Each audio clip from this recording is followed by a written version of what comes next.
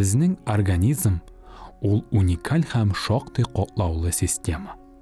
Анда әгъзаның һәм күренешнең үз урыны бар. Һәм алар бер-берсе белән үзара бәйләнештә дә әле. Борынгы заманнардан алып бүгенге көнгә кадәр кеше үзенең организмын тикшерергә һәм аның үзенчәлекләрен белергә тырыша. Һәр ачыш үзенең үзенчәлеге белән таң калдыра. Булар әлеге мугъҗизаларны бар кылган һәм аңа җан өргән Аллаһы Тәгаләнең зирәклегенә һәм белемнәренең бөеклегенә сокланырга мәҗбүр итә. Әлбәттә, кеше организмы кебек катлаулы механизм үз тәненә нормаль эшләү мөмкинлеген тәэмин итә торган саклану системасына да ия. Организмның гадәти үзенчәлекләре булып тоелган процесслар еш кына безнең нормаль тормыш эшчәнлеге өчен бик мөһим һәм кирәкле булып чыга. Мәсәлән, төшкерүне генә алыйк. Моның нинди үзенчәлеге бар дип әйтерсез? Без бит барыбыз да төшкерәбез. Әмма чынлыкта исә төшкерү ул кеше организмының саклык функциясен үти торган шартсыз рефлексы. Без ник төшкерәбез соң? Барысы да гади. Үзенә эләккән ярсыткычлардан, тузаннан, аллергеннардан, борыч сыман ачы матдәләрдән борын куышлыгының лойлалы тышчасын чистарту өчен Ютәл шулай ук шартсыз рефлекс булып тора. Әмма төшкерү аңардан авыз аша түгел, борын аша узуы белән аерыла.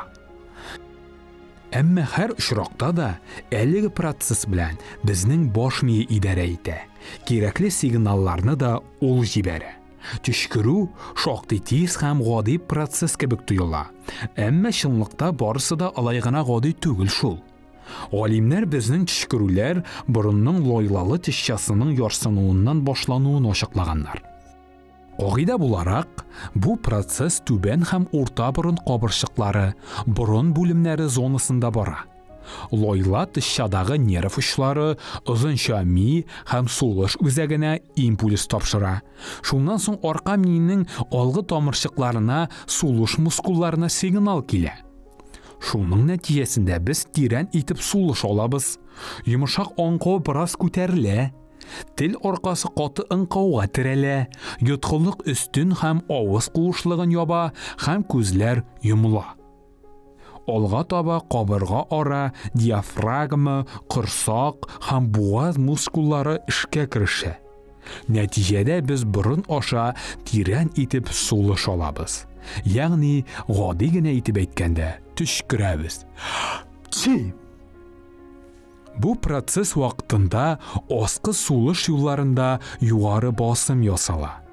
Ул нормадан дистәләгән тапкыр югары басым була.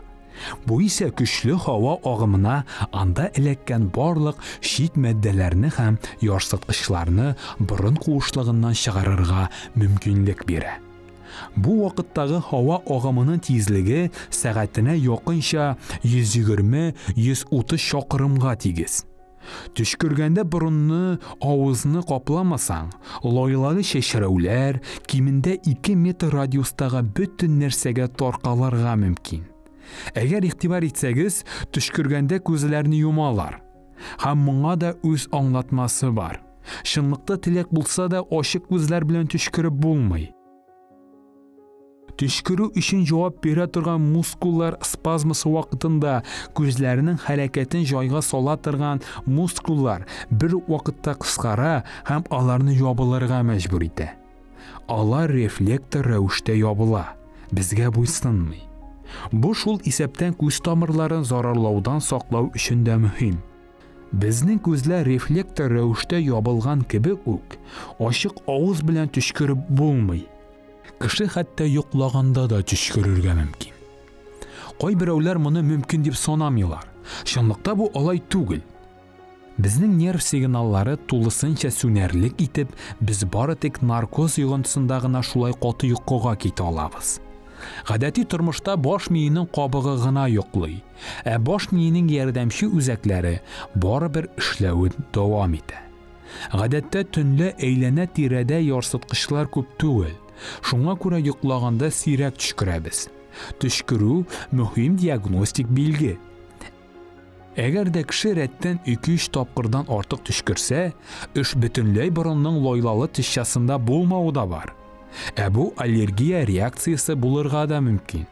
Аллергия вакытында организмда аерылып чыккан гистамин, ягъни тукыма гормоны, тузан кисәкчекләре кебек нерв очларына тәэсир итә һәм төшкерүгә китерә. Бу сезнеңчә мөгъҗиза түгелмени? Хәтта беренче карашка гади һәм катлаулы булып тоелмаган, безнең саклык өчен хезмәт итә торган төшкерү процессы да кеше организмы дип аталган әлеге уникаль системаны төзегән Аллаһ Тәгалә турында уйланырга сәбәп түгелмени?